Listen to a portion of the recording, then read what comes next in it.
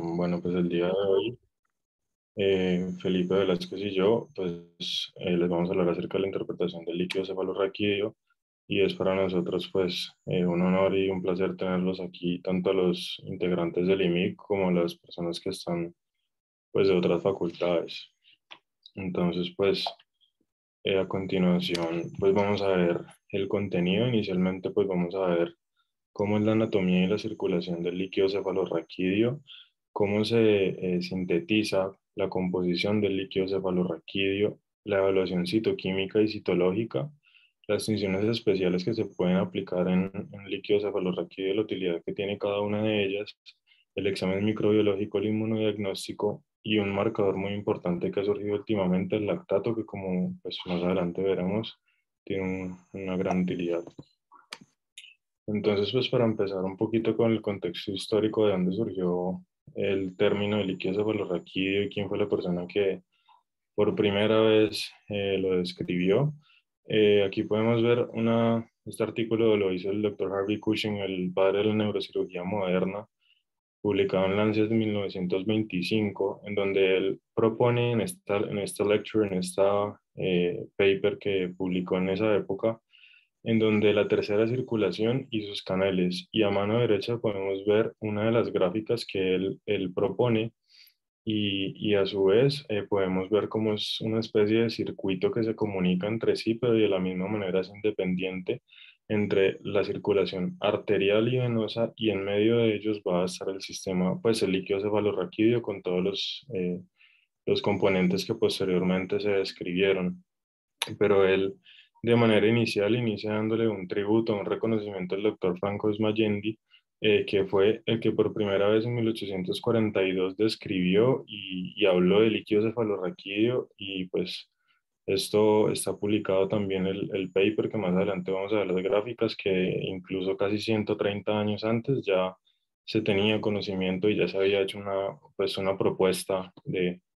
esta tercera circulación como el doctor Cushing lo propuso. Entonces, ¿por qué es importante hablar del tema del líquido cefalorraquídeo? Pues uno, debemos tener muy en cuenta que el líquido cefalorraquídeo es producto de la secreción propia de los plexos coroideos. Y este proceso va a ser un proceso tanto pasivo, donde inicialmente se da por una transudación plasmática, en donde las células de los plexos coroideos lo que van a hacer es que van a estar ramificadas mediante unos capilares fenestrados que van a permitir que se dé la ultrafiltración de plasma,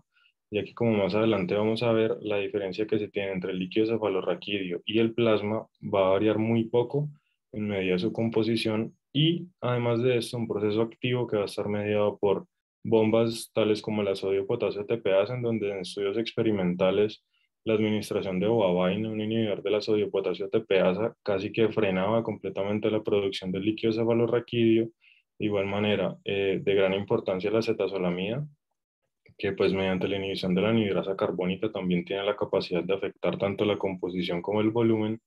Entonces, pues es importante tener en cuenta que es un proceso dinámico mediado por múltiples canales y que va a depender de la integridad de todos estos canales y bombas iónicas que se tienen. Y pues es muy importante también porque el líquido cefalorraquídeo tiene una función tanto para que el cerebro, el sistema nervioso, tenga un sostén, casi que esté flotando todo el tiempo, pero esto va a ser importante ya que va a depender tanto del flujo como de su presión, en donde de manera normal un adulto pues va a tener entre 10 y 20 milímetros de agua la presión del líquido cefalorraquídeo cuando se toma pues por punción lumbar y mediante cúbito supino. Y es muy importante también tener en cuenta que es un factor clave para la presión endocraniana, en donde si recordamos la doctrina de Monroe-Kelly, donde ellos proponían que el 80% del volumen total del sistema nervioso central correspondía a la masa encefálica, del 10 al 15% a toda la sangre y la circulación, y un 10% también que se le atribuye a la parte del líquido cefalorraquídeo. Un desbalance entre alguno de estos pues va a causar que se eleve la presión endocraniana y después comprometa el flujo cerebral, en donde debemos recordar que el cráneo como una bóveda, una caja cerrada, sellada completamente, que debe mantener de manera adecuada todo el encéfalo, y de esta manera que al momento que se den fluctuaciones de la presión, tenga una capacidad de permitir que uno se asegure la perfusión cerebral y dos, que los pacientes pues no se vayan a herniar por el único foramen que pues tiene para permitir expandiéndose. ¿Y de qué va a depender la producción? No solo de qué va a depender la presión, no solo de qué tanto se produce, sino de qué tanto se reabsorbe. Y esto va a estar dado básicamente por las granulaciones aracnoideas que van a estar principalmente dados en el seno sagital superior como gran componente, seguido de los distintos senos venosos durales y de la circulación venosa que se tiene a nivel de la médula espinal a lo largo de todas las vainas nerviosas. Y de manera impresionante, el líquido cefalorraquídeo logra reducir un peso efectivo del cerebro de 1.500 gramos hasta 50 gramos, teniéndolo suspendido en un líquido que le va a permitir le permita amortiguar cualquier cambio abrupto de presión o de la misma manera darle un sostén metabólico, no solo mediado por los astrocitos, que como bien sabemos son los que básicamente se encargan de darle una alimentación, por decir así, a las neuronas, sino que también de llevarles productos iónicos. Y pues como podemos ver en esta gráfica comparativa entre la composición del plasma y el líquido cefalorraquídeo, se puede notar que de manera casi que idéntica, la composición de los electrolitos, la composición del bicarbonato, tienden a ser iguales y lo que se tiene es que como el líquido cefalorraquídeo de manera normal, como vamos a ver más adelante, tiene proteínas, una carga negativa que no es tan abundante porque las proteínas no van a estar presentes. Entonces lo que se busca básicamente es aumentar la carga de cloruro y disminuir un poco el bicarbonato para que se mantenga la electroneutralidad y que dentro de estos dos fluidos, estas dos circulaciones, por decir así como propuso el doctor Cushing, pues se vaya a tener un gradiente que vaya a ser el que uno permita la transsudación de plasma y dos que favorezca mediante el sodio potasio TPase a distintos canales la generación de un gradiente osmótico para la producción. Entonces, pues importante, un adulto normal, de manera normal tiene entre 125 y 150 ml de líquido cefalorraquídeo distribuidos, un 20% de los ventrículos y un 80% en el espacio subaracnoideo, que para propósitos de esta charla el espacio subaracnoideo es el que mayor utilidad va a tener porque pues normalmente la médula espinal tiende a llegar hasta L1, L2 y el espacio subaracnoideo tiende a llegar hasta S2 en donde cuando uno entra a hacer una punción lumbar, el espacio que se busca, sea L3, L4, L4, L5, pues lo que vamos a estar teniendo va a ser básicamente espacio subaracnoideo, que es el 80% del total del líquido cefalorraquídeo que se tiene. Y me gustaría hacer énfasis en que la producción del líquido cefalorraquídeo es de 25 ml hora y esto como más adelante vamos a ver va a ser un principal determinante en cuánto se tiene que retirar de líquido cefalorraquídeo cuando se vaya a hacer una punción lumbar, ya que pues si tenemos que se produce 25 mililitros por hora, pues así mismo va a ser que en una hora básicamente ya se ha reponido el total de lo que se ha eliminado. Y es importante que es un flujo constante que va a permitir un recambio en donde un adulto sano cambia de 4 a 6 veces el líquido cefalorraquídeo de 400 a 600 ml. Y esto va a ser dado principalmente porque al momento que se da la contracción cardíaca y que el impulso sistólico viaja a lo largo de todos los vasos sanguíneos, este mismo impulso y esta misma pulsación en las arterias coroideas, pues va a permitir que se vaya dando ese flujo y a la misma vez que el líquido cefalorraquídeo no sea estático. Y de igual manera, tener en cuenta que entre el espacio subaracnoideo y la circulación venosa, en este caso, se tiene un gradiente de presión positiva donde funciona como una válvula unidireccional para que se dé la absorción del líquido cefalorraquídeo y esta absorción se va a dar básicamente en vesículas gigantes que cuando se compromete algún proceso que hace referencia a la absorción, pues se van a dar las elevaciones de presión endocraniana. Y aquí podemos ver pues una relación aquí es un corte donde podemos ver el seno sagital superior y hacia las porciones laterales las granulaciones aracnoideas que son las que van a permitir que se dé esa absorción del líquido cefalorraquídeo. Entonces, pues un pequeño repaso de cómo es esta circulación del líquido cefalorraquídeo. La gran cantidad se tiende a producir en los ventrículos laterales, donde a través del foramen interventricular o foramen de Monroe pasa por el acueducto de Silvio al cuarto ventrículo y va a tener una apertura lateral que es la de Luschka y una apertura medial que es la de Magendie, para que de esta misma manera fluya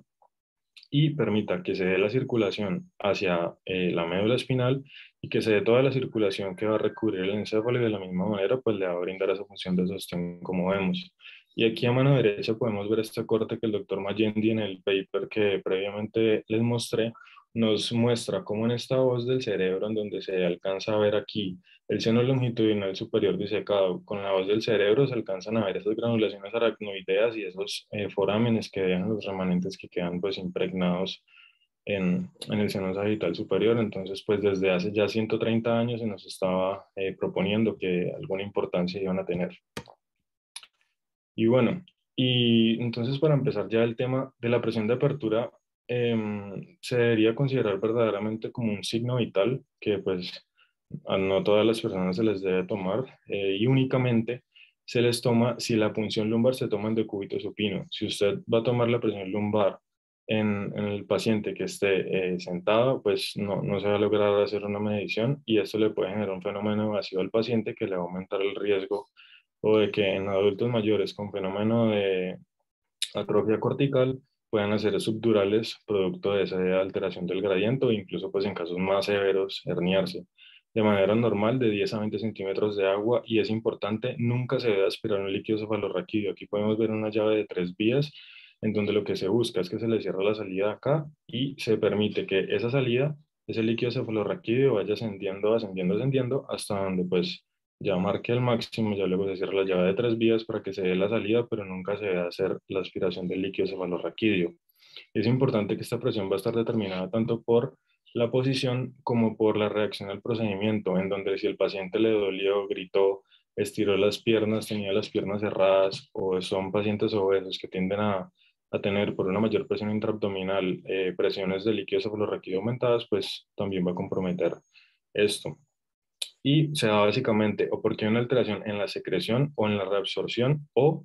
porque hay alguna obstrucción que está comprometiendo alguno de estos dos procesos. Y es importante tener en cuenta que en los pacientes se pueden hacer mecanismos de compensación en donde pacientes que tienen una alteración o en la secreción o en la absorción de manera crónica, pues tienden a hacer compensación, en donde cuando ya se iguala la presión del líquido cefalorraquídeo, la resistencia, digamos, parenquimatosa encefálica, pues lo que va a permitir es que se eleve la PIC, mientras que en pacientes que ese compromiso de la circulación sea agudo, pues la PIC se va a elevar de manera más rápida porque no tienen la capacidad de hacer la compensación y de manera importante siempre se debe reconocer y tratar tempranamente la hipertensión endocrinana, pues que no es el objetivo de esta charla, pero siempre tenerlo muy en cuenta porque pues ya cuando se presenta la tríada de Cushing ya es tardío, pero pues siempre tener en cuenta los pacientes que presenten papiledema, que presenten diplopía o vómito en proyectil, que son signos sugestivos y un poco más tempranos que cuando ya están en tríada de Cushing, que ya es un proceso más crónico. Y importante también, cuándo hacer un TAC antes de una punción lumbar. Es importante, uno, aclarar que una neuroimagen que se considera como normal, que quiere decir que no haya desviación de la línea media y que no haya una masa ocupante de espacio, para estos propósitos no descarta que haya un aumento de la PIC y por ende tampoco descarta el riesgo de herniación. Y esto, ¿por qué va a ser importante? Porque si se tiene una presión endocrinal elevada y se va a extraer el líquido cefalorraquídeo, pues lo que va a pasar es que se genera un gradiente de presión entre el encéfalo y la médula espinal, ya que están comunicados a través del espacio subaracnoideo, y ese gradiente de presión, pues lo que se ha visto, ya que no hay estudios y es básicamente reportes y series de casos, que los pacientes pues se pueden herniar y pues nadie va a asumir ese riesgo. Y de manera importante, nunca se debe retrasar el inicio del manejo dirigido en caso tal de que sea una neuroinfección, ya que pues esto va a comprometer de manera importante el rendimiento de las pruebas. Entonces, tener en cuenta las contraindicaciones generales, pues si es un paciente que tiene una infección en el sitio donde usted le vaya a hacer la punción, pues no, en este caso, pues si ya está infectado en el tejido cutáneo, ¿para qué le va a hacer una contaminación de su espacio subaracnoideo, que esto lo va a complicar más? Si tiene una infección a nivel del mismo sitio de la punción, pues tampoco. De igual manera, una trombocitopenia menor a 50 o un INR mayor a 1,4 también son contraindicaciones generales. Pero si usted tiene su paciente que está hospitalizado y lo tiene en tromboprofilaxis, sea con heparina de bajo peso molecular, se las puede quitar 12 horas si está en tromboprofilaxis y 24 horas antes si está anticoagulado, y se le reinicia de 1 a 6 horas después de que se lo haga, y si es heparina no fraccionada se le puede retirar de 2 a 4 horas antes. De igual manera, indicaciones comunes para tomar la imagen antes de la punción: que tenga estado mental alterado, que tenga un déficit neurológico focal, que en la última semana haya convulsionado, papiledema, que es importante tener en cuenta que muchas veces el papiledema ya es una manifestación tardía de la elevación de la presión endocraniana, pero pues igual si usted lo encuentra, tome el TAC. Inmunodeficiencia, sea por VIH o sea por medicamentos inmunosupresores, que tenga un antecedente de una enfermedad del sistema nervioso, pues básicamente ocupante de espacio, pacientes mayores de 60 o que se tenga una alta sospecha para hemorragia subaracnoidea. Listo, entonces ya vamos a hablar un poco de cómo debería procesarse la muestra. Nicolás nos explicó más o menos cómo debería tomarse la punción lumbar. Entonces, básicamente sabemos que en el laboratorio clínico uno está expuesto a tres tipos de errores analíticos: analíticos, preanalíticos y posanalíticos. Y entre los errores preanalíticos, en la interpretación de un espécimen, específicamente un líquido estéril como el líquido cefalorraquídeo, pues hay muchas consideraciones básicas que se tienen que tener en cuenta a la hora de interpretar la muestra, de manejarla, de procesarla, para tener una adecuada interpretación tanto citoquímica como el citológico, y una adecuada valoración macroscópica del aspecto físico del líquido cefalorraquídeo. Entonces, vamos a plantear cuatro preguntas básicas en cuanto al aspecto técnico y procesamiento de la muestra. La primera es: ¿cuántas muestras se deben recolectar del líquido cefalorraquídeo una vez se realiza la punción lumbar? ¿Cuánto volumen de líquido cefalorraquídeo debo usar y que no exponga al paciente a dos tipos de efectos adversos importantes: a fenómenos de transformación hemorrágica o una herniación cerebral, o incluso que quede con una cefalea ortostática pospunción lumbar? Después, ¿qué pruebas tengo que realizar yo en el tubo de ensayo o en la muestra específicamente? ¿Y en cuánto tiempo yo debo procesar la muestra para evitar fenómenos de lisis celular y fenómenos de adhesión de las células al tubo de ensayo? Entonces, antes de empezar con esta valoración de los aspectos técnicos, hay dos aspectos fundamentales en el laboratorio clínico que se tienen que tener en cuenta cuando se realiza la punción lumbar. Primero, Nicolás había hablado de la presión de apertura del líquido cefalorraquídeo, que oscila entre 10 a 20 centímetros de agua. En otros textos dicen de 6 a 20 centímetros de agua. Y esto determinaría que el líquido cefalorraquídeo va a drenar gota a gota una vez se retira el estilete, y se debe poner el tubo por debajo del drenaje. Nunca aspirar, porque esta aspiración aumenta la cantidad de líquido que se retira, y esto genera una hipotensión, bueno, generaría un fenómeno de cefalea ortostática, pospunción lumbar, o aumenta el riesgo de herniación. Pero además, el tubo en el que se recolecta el ensayo o el líquido cefalorraquídeo debe ser un tubo de plástico especializado, específicamente un tubo de polipropileno, ya que el tubo de vidrio favorece la adhesión de diferentes tipos de células, entre ellos polimorfonucleares y glóbulos rojos, y por lo tanto se puede escapar una pleocitosis en un paciente con una neuroinfección, sea meningitis o meningoencefalitis. Se puede escapar un paciente con hemorragia subaracnoidea debido a que hay atrapamiento hacia la superficie del tubo de estas células que yo debo valorar en el citoquímico y en el citológico. Entonces, empecemos con la primera pregunta: ¿cuántas muestras debo recolectar? Básicamente, lo que recomienda la guía de la ITSA en la actualización del enfoque diagnóstico del paciente con neuroinfección, ya sea por meningitis o meningoencefalitis, este paciente debe tener 4 tubos de ensayo. Cada tubo tiene un volumen equivalente del líquido cefalorraquídeo de 5 cc o 5 mililitros. En total se recolectarían 20 mililitros de líquido cefalorraquídeo para interpretación. Y cada tubo tiene un objetivo dentro del laboratorio clínico, que ya lo mencionaremos más adelante. Entonces, digamos que si bien Nicolás dice que la tasa de producción del líquido cefalorraquídeo normal en plexos coroideos es de 25 ml por hora, técnicamente uno podría extraer 25 ml de líquido cefalorraquídeo en una punción lumbar, ya que en una hora ese volumen que se extrajo se va a sustituir rápidamente, en condiciones donde la tasa de producción sea basal o normal en el paciente. Sin embargo, uno evita el riesgo de que el paciente tenga efectos adversos a la punción lumbar, pues disminuyendo la concentración a 5 mililitros, es decir, en total se van a extraer 20 en un paciente que no tiene aumento de la presión intracraneal. Si el paciente tiene papiledema, si el paciente tiene una depresión persistente del estado de conciencia, está focalizado, tiene un vómito en proyectil, este paciente que tiene características de un aumento de la presión intracraneal, pues debería, digamos que se considera seguro incluso extraer hasta máximo 2 ml de líquido cefalorraquídeo. Además, no hay un volumen estandarizado, clásico, específico de líquido cefalorraquídeo que se debe extraer. Eso es sumamente variable dependiendo de los estudios. No es lo mismo la cantidad de líquido cefalorraquídeo que voy a usar para un cultivo en medio sólido de Mycobacterium tuberculosis como el cultivo de Lowenstein-Jensen, donde se requieren hasta 20 ml, o en el cultivo de agar desaburados para un paciente en el que se sospecha una Cryptococcus meningia. Y de hecho se pueden usar concentraciones o volúmenes tan bajos como de 0.1 ml para bandas oligoclonales en el contexto de una esclerosis múltiple,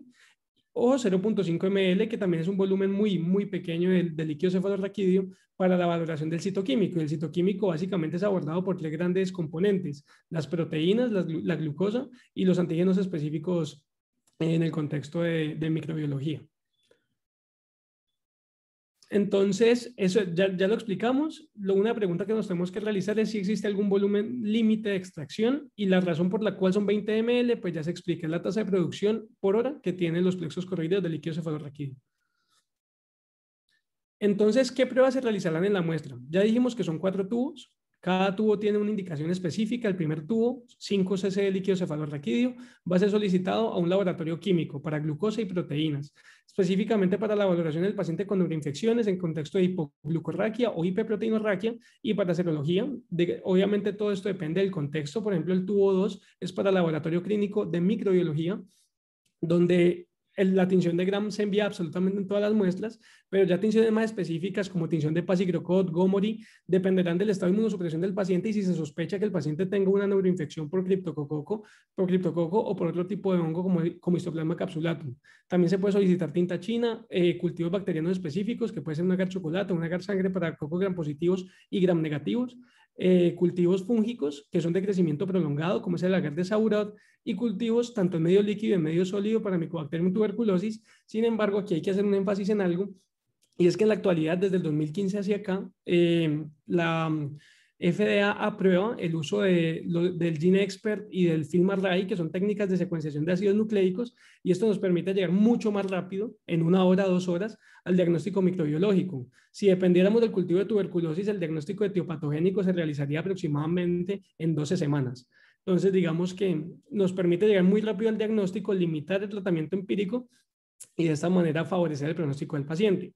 El tercer tubo es un tubo que se dirige a un conteo celular y recuento diferencial, y hay 2 estrategias. Hay una estrategia por conteo manual. Ahí tenemos 2 imágenes que son los chambers. La primera tabla es la tabla de Fuchs-Rosenthal, donde se identifica la muestra de líquido cefalorraquídeo y se cuenta por cuadrante la cantidad de células que hay por milímetro cúbico. Normalmente el líquido cefalorraquídeo tiene menos de 5 células por milímetro cúbico. Eso quiere decir que cualquier conteo, sean 6, 7 o 1000 células por milímetro cúbico, ya se habla de pleocitosis. Y hay otro tipo de muestra, que es la de Neubacher, que es el chamber que se muestra con las cámaras azules, que también es una conteo manual. Sin embargo, en la actualidad, pues el laboratorio clínico puede contar con métodos automatizados para el conteo. El cuarto tubo es citológico, inmunológico y test adicionales. De hecho, algunas guías también recomiendan tomar un quinto tubo en caso de que se sospeche infiltración neoplásica, metástasis cerebral o un primario cerebral que sea causa de una coriomeningitis. ¿En cuánto tiempo se debe procesar la muestra? Pues esta es una pregunta importante porque una vez se retira el líquido cefalorraquídeo de la punción lumbar, existe la posibilidad de que las células que representan el infiltrado a nivel del espacio subaracnoideo establezcan un proceso de lisis. Esa lisis por lo general se logra en 1 a 2 horas después de alcanzar el espacio subaracnoideo y estar en el líquido cefalorraquídeo, y por lo tanto, si se proyecta o si se procesa la muestra 2 horas posteriormente, pues puede haber un falso conteo de pleocitosis o puede incluso haber una omisión de la misma. Lo que recomiendan las guías es realizarlo en la primera hora. Si no se puede realizar en la primera hora, trate de realizarlo en las primeras 2 horas después de haber tomado la punción lumbar. Si finalmente el laboratorio está muy ocupado y no hay forma de interpretar esa muestra en las primeras 2 horas después de la PL, tiene que refrigerar la muestra a 4 grados Celsius. Sin embargo, la refrigeración no te garantiza que no ocurra lisis celular en el proceso en el momento en el que ya se vaya a procesar, y por lo tanto lo que se recomienda es primera hora, dentro de la primera hora, interpretar la muestra, que llega a una sensibilidad diagnóstica mucho más alta, sobre todo en el contexto de la neuroinfección.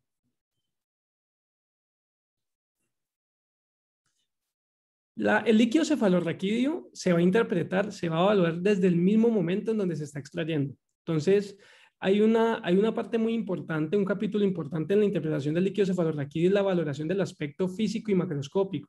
Y ahí vemos tanto color como aspecto y las diferentes etiologías que puede identificar. El líquido cefalorraquídeo clásicamente se ha descrito en un color cristal roca, es un líquido cristalino transparente,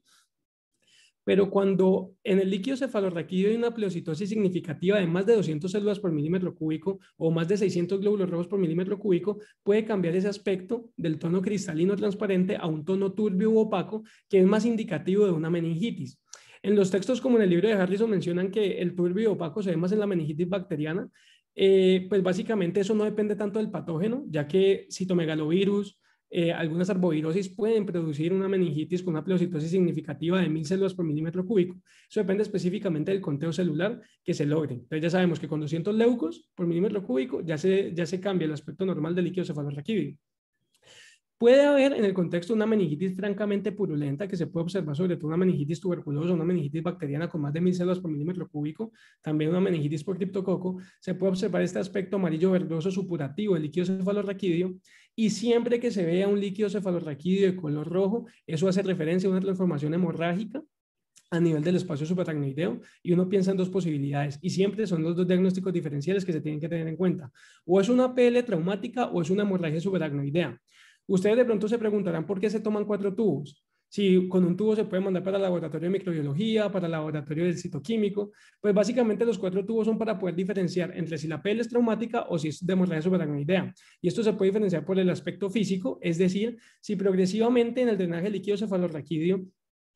va habiendo un aclaramiento del líquido cefalorraquídeo, es decir, al principio el primer tubo es sanguinolento, pero el segundo tubo es más claro y el tercer tubo ya es cristal roja, probablemente la PL fue traumática. Si la decoloración del líquido cefalorraquídeo es roja persistente, ahí ya se estaría tratando una hemorragia subaracnoidea. Igual estos exámenes van para un citológico y en el citológico se busca encontrar la concentración o la cantidad de glóbulos rojos por milímetro cúbico. Para que haya un líquido cefalorraquídeo de color rojo, tiene que haber más de 6000 glóbulos rojos por milímetro cúbico. Y finalmente hay un término descriptivo, es un término netamente descriptivo y sobre todo usado en el contexto de una hemorragia subaracnoidea, que es la xantocromía. Y el líquido xantocrómico puede ser de 3 formas. Puede ser rosado, puede ser anaranjado o puede ser amarillento. Y eso de qué dependerá del tiempo de evolución del paciente, de la sintomatología que presentó la hemorragia subaracnoidea hasta el momento en que se le toma la punción lumbar. Ya vamos a hablar un poquito de eso. Entonces, como les decía, la xantocromía es un concepto netamente descriptivo, cualitativo, para identificar el aspecto macroscópico y físico del líquido cefalorraquídeo. Este es un artículo que se publicó en el año 2002, es de la revista del Colegio Americano de Patología, y ellos recomiendan que siempre la muestra de la punción lumbar, es decir, el líquido cefalorraquídeo se debe centrifugar a 600-800 revoluciones por minuto. El sobrenadante que quede de la muestra centrifugada debe compararse directamente con un mismo tubo que contenga agua clara y sobre todo en un contexto o en un ambiente donde haya una correcta iluminación y un fondo blanco como se observa en la imagen. De esta forma se llega a la inspección inicial, visual del líquido cefalorraquídeo xantocrómico. Además, en ese mismo journal, lo que reportan pues, fue un estudio prospectivo donde realizaron una encuesta que fue dirigida a 3.500 laboratorios. De esos 3.500 laboratorios, 2.551 laboratorios contestaron y de ese total el 76.2% hace un tamizaje rutinario de líquido cefalorraquídeo mediante inspección visual. Es decir, el 100% de los laboratorios que tenía el tamizaje para la xantocromía lo hacía mediante inspección visual y eso tiene ciertas implicaciones importantes. Eso no te valora la cantidad de bilirrubina, la cantidad de metahemoglobina o oxihemoglobina que se está absorbiendo en un momento determinado y tampoco te permite determinar de forma cuantitativa el grado de absorción de los mismos. Por lo tanto, siempre que se interprete un líquido xantocrómico tienen que haber 2 valoraciones. La valoración visual sumada por una espectrofotometría. La espectrofotometría es un examen fundamentado específicamente en longitud de onda y arroja una gráfica que es la cantidad o el grado de absorción de un pigmento que se obtiene en el líquido cefalorraquídeo versus la longitud de onda a la cual el pigmento es absorbido. Detecta el espectro de absorción de diferentes pigmentos, específicamente en el líquido xantocrómico es de gran importancia la bilirrubina y la metahemoglobina. Es una técnica rápida que puede procesar una muestra en 1 minuto y es necesario un poco volumen de líquido cefalorraquídeo. Con 0.1 cc de líquido cefalorraquídeo se puede hacer una espectrofotometría. Pero el técnico del espectrofotómetro que está desarrollando la gráfica tiene que tener en cuenta tres aspectos. El primero es en qué momento el paciente presentó el inicio sintomático, es decir, si la fotofobia, la cefalea de gran intensidad fue presentada hace 12 horas, hace 6 horas o hace 3 horas, también tiene que reconocer cómo fue la calidad de la muestra de obtención y recolección y finalmente determinar específicamente si la muestra fue centrifugada o no. Entonces, ya la santocromía evaluada desde aspectos fisiológicos, pues tiene un desencadenante fundamental. El gatillo para el líquido santocrómico es la hemorragia subaracnoidea,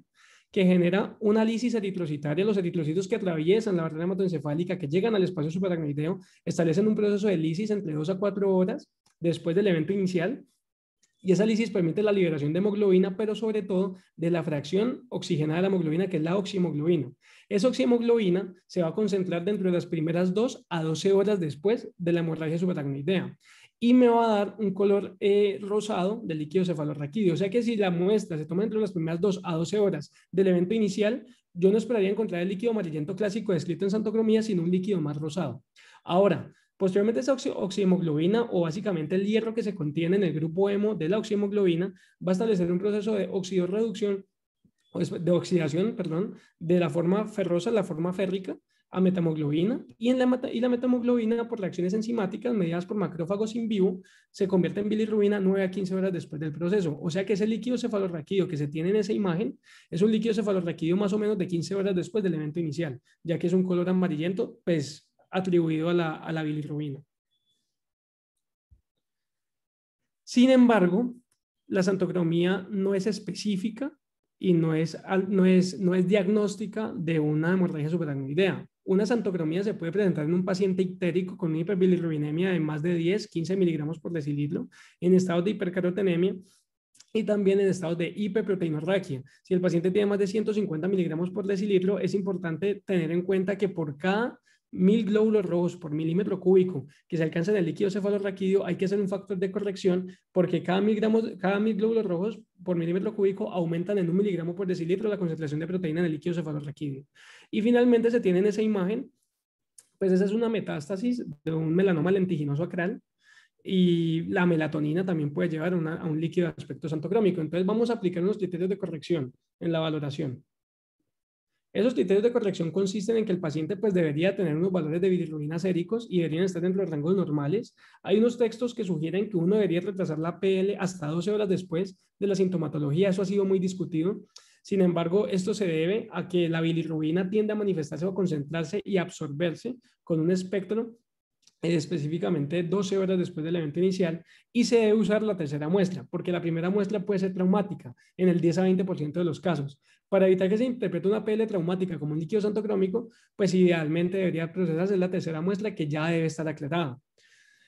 Debe transportarse la muestra evitando la agitación y la exposición a la radiación ultravioleta, porque la bilirrubina es susceptible a una lisis y desdoblamiento por la radiación ultravioleta del sol. Por lo tanto, la muestra que va a ser sometida a una espectrofotometría debe estar cubierta. Y finalmente, lo que habíamos mencionado, espectrometría e inspección visual es lo que se tiene que incluir en la valoración del líquido santocrómico.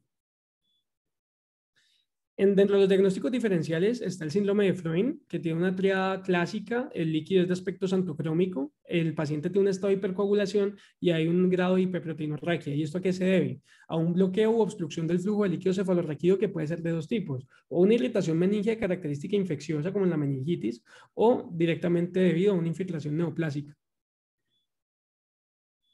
Ya en la valoración química del líquido cefalorraquídeo, para desglosar lo que hemos hablado de para dónde van los 4 tubos, pues vamos a hablar del primer tubo. El primer tubo que va para las pruebas químicas de proteína, glucosa, bandas oligoclonales, lactato, y en algunas ocasiones se pueden tomar biomarcadores para identificar si la infección es bacteriana o viral, como la procalcitonina. Entonces, las proteínas. En condiciones normales, el líquido cefalorraquídeo no cuenta con proteínas. Esto se debe a una correcta integridad de la barrera hematoencefálica. Sin embargo, cuando hay un proceso de irritación meningia, aumenta la permeabilidad de la barrera hematoencefálica, y esto favorece que las proteínas plasmáticas accedan al líquido cefalorraquídeo o al espacio subaracnoideo mediante un transporte facilitado por vesículas pinocíticas que se encuentran a lo largo de las células endoteliales de los capilares, favoreciendo la concentración de proteínas. Sin embargo, la hiperproteinorraquia, que es el único hallazgo que nos interesa en cuanto a las proteínas, pues no va a ser específico de nada. Puede ser cualquier tipo de neuroinfección, se puede presentar en neoplasias o en trastornos inflamatorios no infecciosos, específicamente trastornos autoinmunes. Los adultos tienen una concentración promedio entre 0,23 y 0,38 gramos por litro, por lo tanto cualquier valor mayor a 0,38 pues orienta hacia la búsqueda de las causas de hiperproteinorraquia que también se tienen que asociar con otras anormalidades en el citoquímico. Entonces, como lo habíamos mencionado, la hiperproteinorraquia no es específica de absolutamente nada. Eso puede ser una neuroinfección de cualquier etiología, puede ser una TB meningia, puede ser una criptococosis meningia, infecciones virales. También se puede presentar en la punción lumbar traumática, lo que habíamos mencionado. Básicamente, se tiene que corregir tanto por cada 1000 glóbulos rojos que se agreguen, se tiene que corregir 1 gramo por decilitro de proteína y la hemorragia subaracnoidea. Ya para hablar un poco de la glucosa, pues en la valoración de la concentración de glucosa en el líquido cefalorraquídeo, siempre es importante tener en cuenta cuál es la concentración sérica de la glucosa, porque aquí hay una relación directa de 2/3 partes, es decir, el líquido cefalorraquídeo tiene el 66% de la concentración de glucosa del plasma, por lo tanto uno no podría o uno no debería interpretar la concentración del líquido cefalorraquídeo de glucosa en ausencia de una concentración en suero. Si bien algunos textos hablan de una concentración entre 40, 50, incluso 60 miligramos por decilitro, pues es importante correlacionar ambas muestras. Ahora, lo importante que es, cualquier concentración de glucosa en líquido cefalorraquídeo que sea menor de 18 miligramos por decilitro, tiene un valor predictivo positivo mayor al 95% para diagnosticar una etiología bacteriana.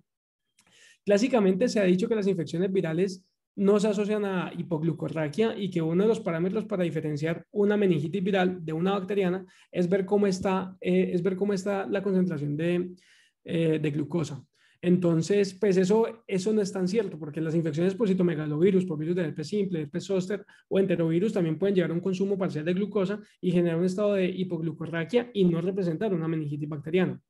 Otras manifestaciones clínicas que se asocian a hipoglucorraquia, pues está la carcinomatosis leptomeningia, la leucemia, el linfoma, las hemorragias subaracnoideas severas y la neurosarcoidosis. Bueno, ya hablando un poco del citológico, es importante que de manera inicial todas las muestras de líquido cefalorraquídeo se deben procesar de manera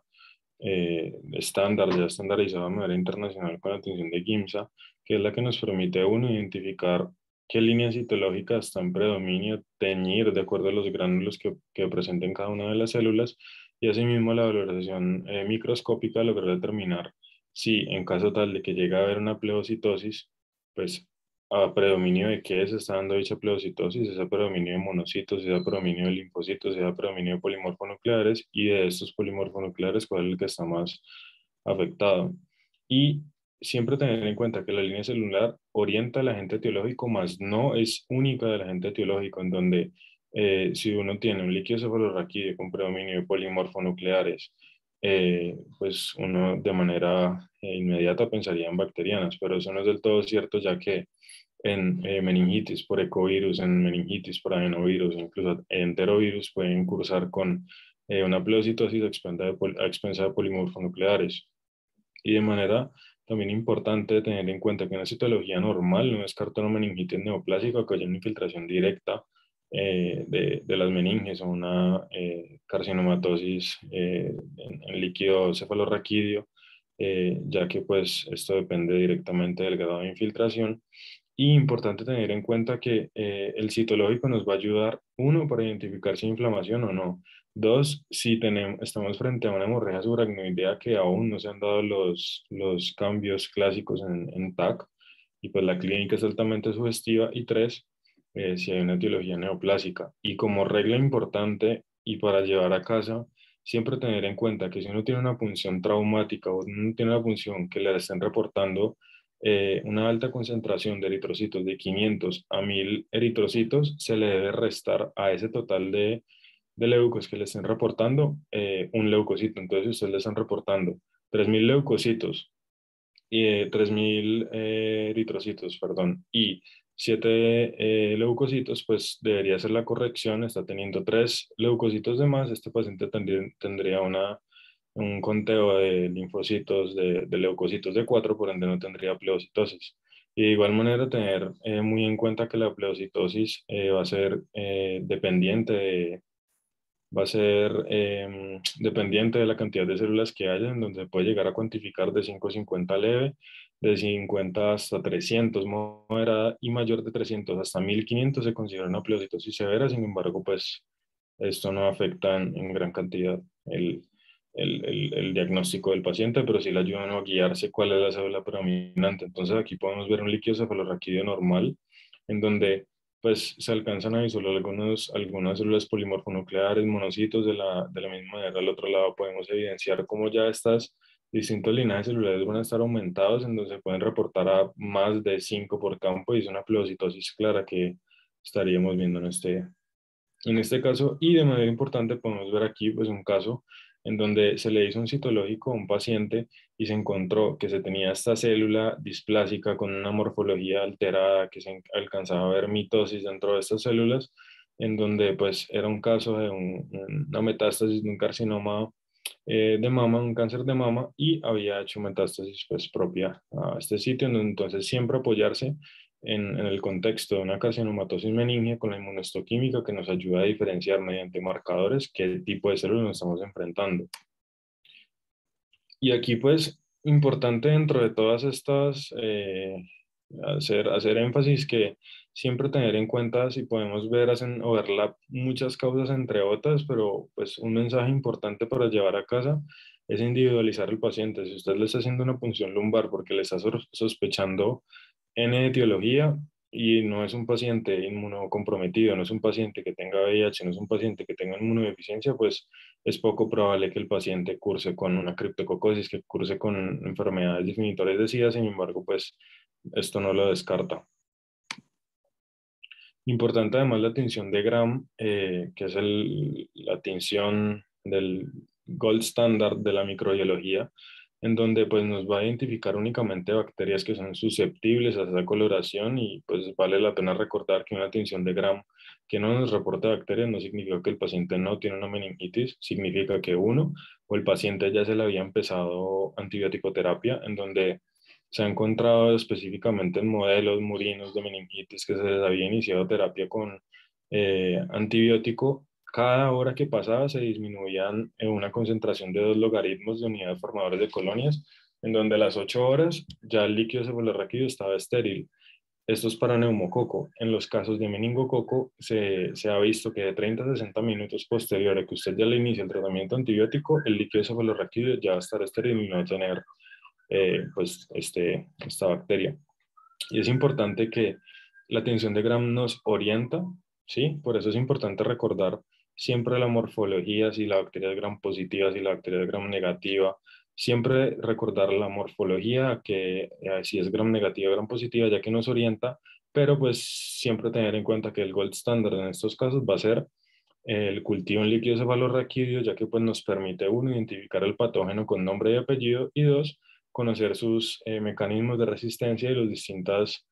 patrones que puede llegar a presentar para lograr tener un tratamiento pues más adecuado. Y pues la sensibilidad del Gram pues va a variar de acuerdo a los distintos patógenos que se valoren, donde Haemophilus influenza, Streptococcus pneumoniae, pues el neumococo va a ser el más prevalente a nivel mundial. La Neisseria meningitidis pues va a tener una variación bastante importante, y esta sensibilidad tan baja para su diagnóstico pues podría explicarse por la esterilidad tan rápida que alcanza posterior al inicio de antibióticos. La Listeria monocytogenes, la Galactiopiogenes, y importante el Staphylococcus suis, que pues a pesar de que no es muy conocido, siempre en los granjeros o personas que tengan contacto con cerdo, con carne de cerdo, porcinos, productos porcinos, pues tenerlo en cuenta. Y pues de la misma manera el Staphylococcus aureus, que va a ser muy importante. Y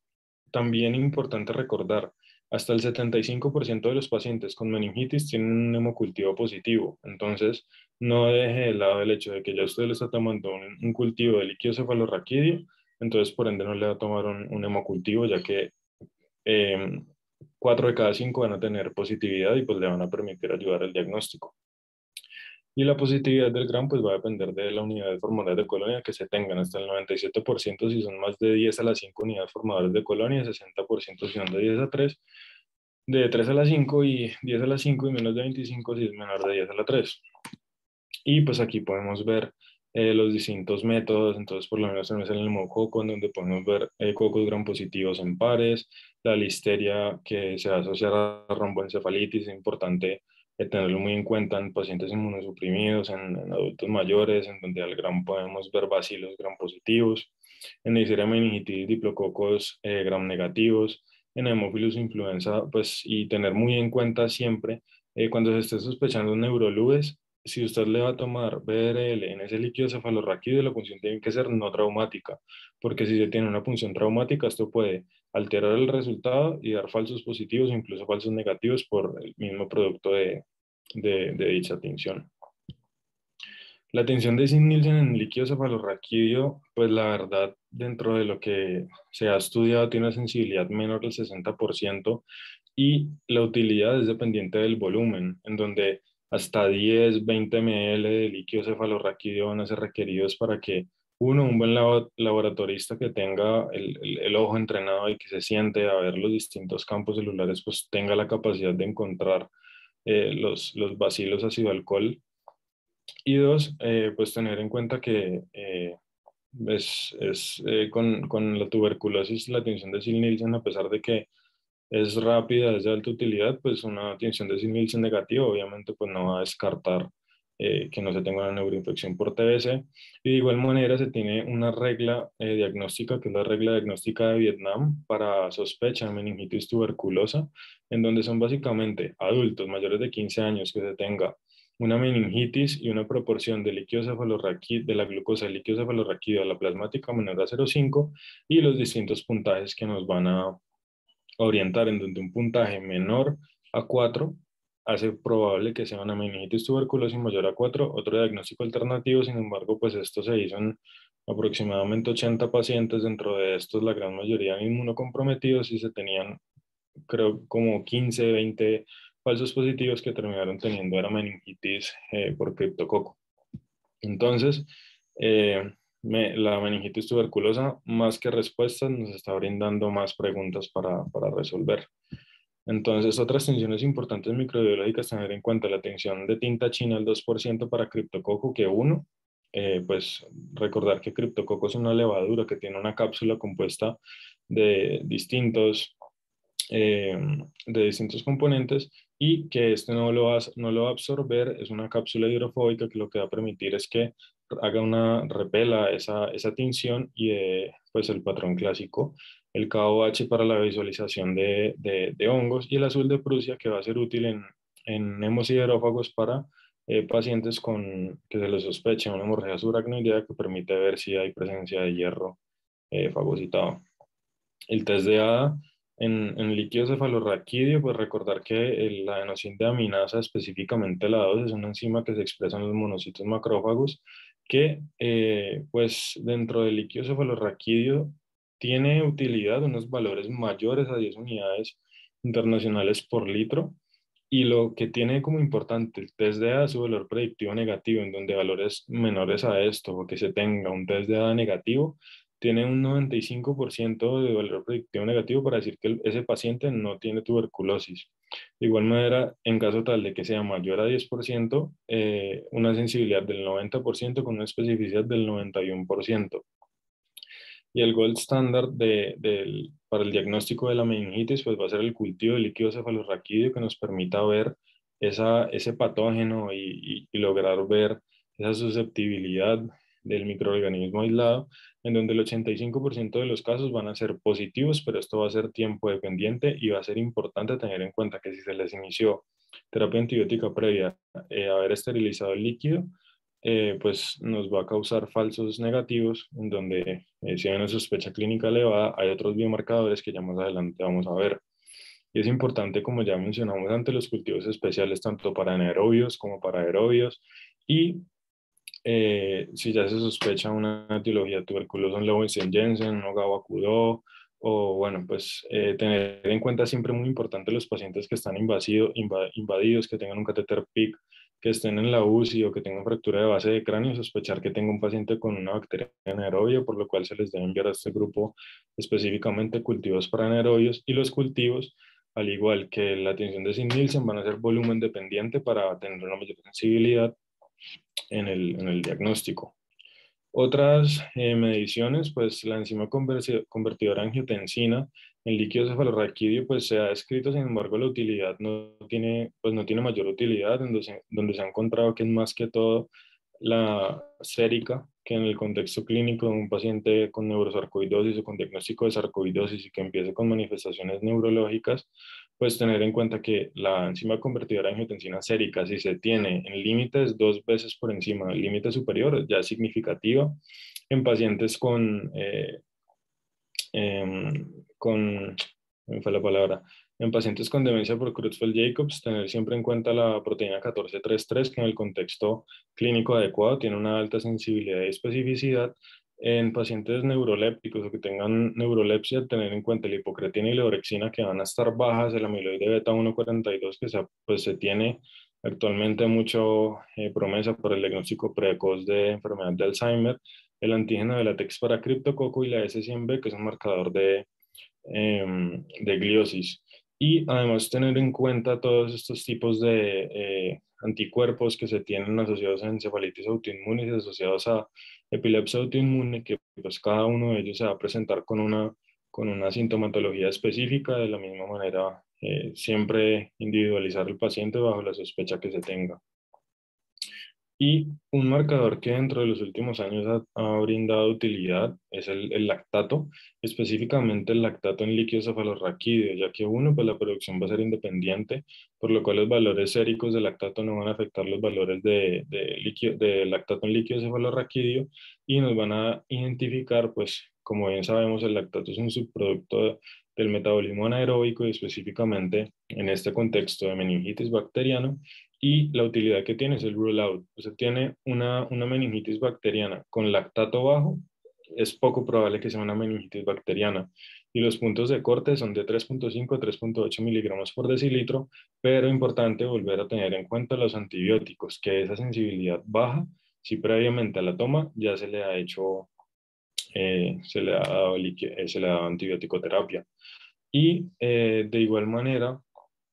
es importante tener en cuenta que un lactato negativo en líquido cefalorraquídeo disminuye la probabilidad de meningitis de 3 en 1000 personas, por lo cual su valor predictivo negativo y el LR negativo pues va a ser muy importante y es el mejor indicador para diferenciar una meningitis bacteriana de una aséptica. El lactato nos va a ayudar a diferenciar de manera más objetiva que la hipoglucorraquia, más objetiva que cualquier otro parámetro, pues este diagnóstico. Y también importante tener en cuenta que se utilizan pacientes con catéter PIC o que estén invadidos o con algún monitoreo intraventricular, pero de igual manera actualmente están surgiendo nuevos marcadores como los niveles de interleuquina 6, pero pues esto todavía está en nuestro país, no tiene aplicación aún. Antes de seguir con el microarray, pues digamos que además del lactato hay otros biomarcadores de gran utilidad para identificar si la infección es bacteriana o viral en diferentes contextos. Uno de ellos es la procalcitonina, es un buen biomarcador. Sin embargo, en los diferentes estudios se determinó que la procalcitonina, más que diferenciar entre la etiología bacteriana de una meningitis aséptica, era muy útil para determinar como predictor de sepsis en un paciente con neuroinfección, específicamente con meningitis bacteriana. Ya digamos que el microarray es una estrategia multiplex para detectar por secuenciación de ácidos nucleicos diferentes tipos de agentes patógenos. Básicamente hay dos marcas. Una fue por BioFire, que es el Film Array que te detecta 14 patógenos y se llama FAME. FAME significa Film Array Meningitis Encephalitis Panel y te toma tanto bacterias gram positivas como gram negativas, diferentes tipos de levaduras, entre ellos Candida y Cryptococcus, y en Cryptococcus tiene el peor rendimiento de la prueba, que es más o menos con una sensibilidad y especificidad del 50%, mientras que la sensibilidad y especificidad para los otros microorganismos supera el 90%. Como lo decimos, es una técnica multiplex de detección de ácidos nucleicos que en una hora te identifica por diferentes microorganismos cuál es el agente causal de la neuroinfección del paciente. Necesita poco volumen de líquido cefalorraquídeo, aproximadamente 0,2 cc de líquido, y en una hora se tienen los resultados. Uno de los, digamos que el gold standard en microbiología, como mencionaba Nicolás, si bien son los cultivos tienen dos implicaciones importantes. La primera es que el rendimiento de cultivo depende del patógeno y la duración del cultivo puede prolongarse hasta 12 semanas en el caso de que Puede, Porque puede, digamos, bueno, puede prolongarse hasta 12 semanas en el caso de criptococo. Entonces, digamos que ya se llega a una solución para esto, donde se puede detectar en una hora cuál es el agente causal y además hay microorganismos fastidiosos que no son de fácil crecimiento en cultivo y se tienen en cuenta en el panel. Además, la tinción de Gram tiene un rendimiento entre 10 y 93%. Por otra parte, pues el GeneXpert que también se había mencionado a continuación, pues el GeneXpert es para detectar por secuenciación de ácidos nucleicos a Mycobacterium tuberculosis. Tiene múltiples utilidades, no únicamente en la detección microbiológica, sino que también determina si hay una expresión del gen RPOE que detecta la resistencia a rifampicina y un patrón de resistencia adquirida a la isoniazida. Y finalmente, pues ya digamos que mencionamos este artículo. Este fue un artículo que busca detectar cuál es el impacto en Colombia del FilmArray en el diagnóstico de la meningitis y la encefalitis en adultos. Fue publicado en el año 2020 por la revista de Cambridge. Y lo que llama la atención es que en Colombia, en los hospitales nivel 3 y en los hospitales públicos, no se cuenta con un buen servicio de detección mediante ácidos nucleicos o PCR, ni de virus ni de bacterias. No se cuentan todas las instituciones con prueba de aglutinación de látex para antígeno de criptococo o antígeno capsular. Entonces, estas pruebas en condición, antes del 2015 que se da la aprobación de la FDA para esta prueba, antes del 2015 se tenían que mandar esas muestras a laboratorios especializados en Medellín o en Bogotá y las muestras podían demorarse 14 días en llegar al diagnóstico etiológico específico. Ahorita, lo que se determinó con el FilmArray es que en una hora, primero, se llega a un diagnóstico etiológico específico, segundo, se disminuyen los costos y la razón por la que se disminuyen los costos es porque limita mucho más el tiempo en el que se inicia el tratamiento empírico. Además, pues con una tasa de diagnóstico del 90% en todas las condiciones que no fueran por criptococo. Criptococo sí tiene un rendimiento del 50%. Bueno, y ya pues hablar un poco de las bandas oligoclonales que van a tener una importancia diagnóstica en los pacientes que tengan la sospecha de esclerosis múltiple y pues lo que van a reflejar son básicamente que hay una producción intratecal de IgG y es importante tener en cuenta que esto pues que va a significar que hay una activación crónica inmunomediada en donde tanto por inmunidad celular como humoral, principalmente mediado por linfocitos B, esta producción de anticuerpos específicos, en el caso de la esclerosis múltiple contra la proteína básica de la mielina, pues va a causar que uno, el índice de IgG, en donde se hace en el IgG en líquido cefalorraquídeo sobre las inmunoglobulinas séricas, sobre la albúmina sérica, normalmente va a ser menor a 7 en pacientes que se tengan bandas oligoclonales, pues este índice de IgG pues va a estar mayor a 7 y puede estar incluso mucho más aumentado porque siempre que se tomen las bandas oligoclonales, usted las debe enviar tanto en suero como en líquido cefalorraquídeo, porque lo que básicamente nos refleja si están únicamente las bandas oligoclonales presentes más de 2, que eso es lo significativo, pues nos va a indicar que a nivel del sistema nervioso central hay una activación contra antígenos propios, característicos de cada uno de los tipos de neuronas antígenos que se tengan, y pues van a indicar que hay una síntesis contra estos. Y es importante tener en cuenta que el 90% de los pacientes tienen positividad de bandas oligoclonales. Sin embargo, si hay una ausencia de bandas oligoclonales, siempre pensar que hay algo más y pues obviamente no sesgarse solo a ver las bandas oligoclonales, sino que hacer una interpretación adecuada de cómo está ese citológico y el conteo celular. Y esto en en la revisión que le hicieron en el 2017 a los criterios de McDonald's, le dieron una importancia aún mayor a las bandas oligoclonales, en donde para hacer un diagnóstico definitivo, pues de manera importante incluyen un ataque clínico o un síndrome clínico aislado con bandas oligoclonales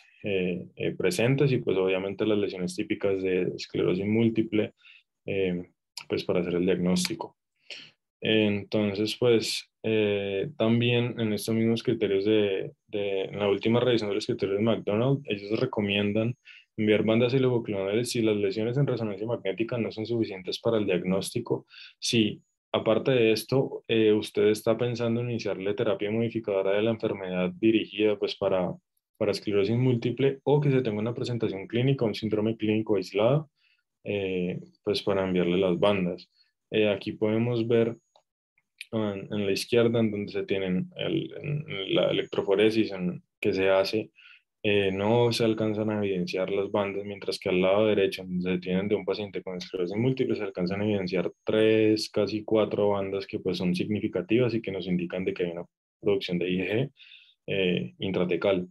De manera importante, pues tener en cuenta que no solo en esclerosis múltiple,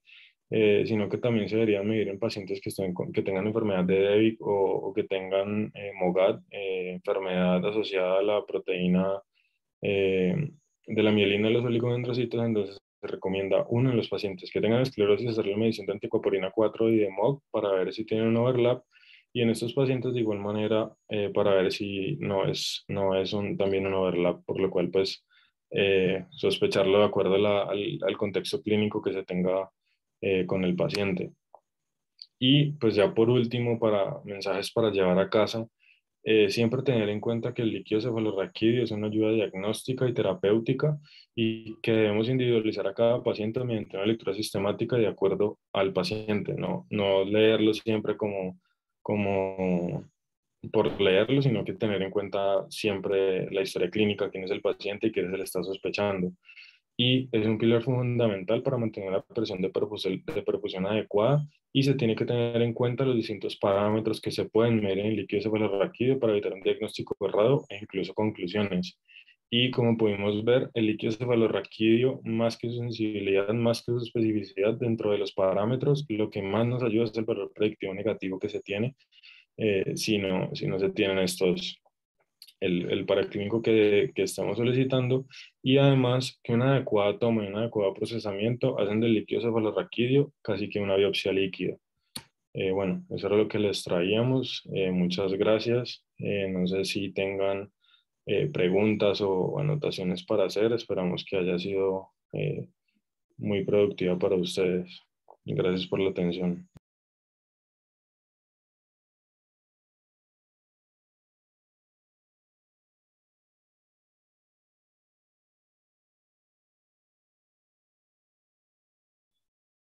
Bueno, si no tienen preguntas, pues muchísimas gracias a todos por asistir. Y pues nada, nos vemos el sábado que hay revisión de meningitis con la IMIC UCC de Pasto y seguir con el módulo de neurología. Muchas gracias a todos por la asistencia. Muchas gracias a todos.